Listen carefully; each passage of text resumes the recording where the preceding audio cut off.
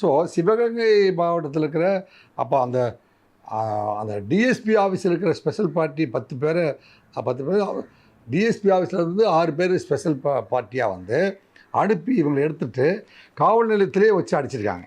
காவல் நிலையத்தில் வந்து அந்த காவல் நிலையத்துக்கு உள்ளே வச்சு விசாரிக்காமல் காவல் நிலையத்துக்கு பின்னாடி போய் வச்சு அவனை வந்து ஒரு இடத்துல தொடர்ந்து அடிச்சுட்டே இருக்கிறாரு.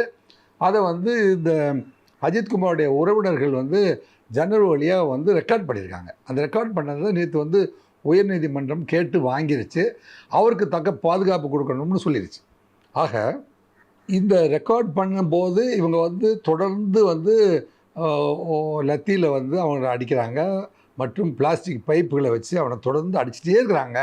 அவன் வேண்டான்னு அப்படிங்கிறது பட்ட வெளிச்சமாக தெரிஞ்சு போச்சு. அது உயர்நீதிமன்றம் யாரும் மறுக்க முடியாது.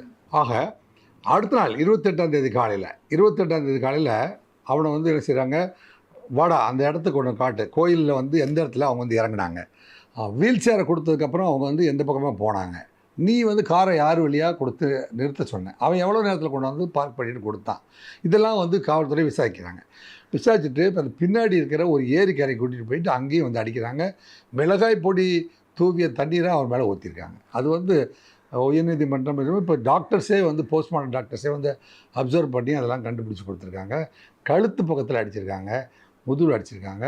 மொத்தம் 18 இடத்துல வந்து வெளிக்காயங்கள், 45 இடத்துல உள்காயங்கள். நான் வந்து எத்தனையோ விசாரணைகளில் வந்து நூற்றுக்கணக்கான ஆயிரக்கணக்கான குற்றவாளிகளை நாங்கள் ஹேண்டில் பண்ணியிருக்கோம்.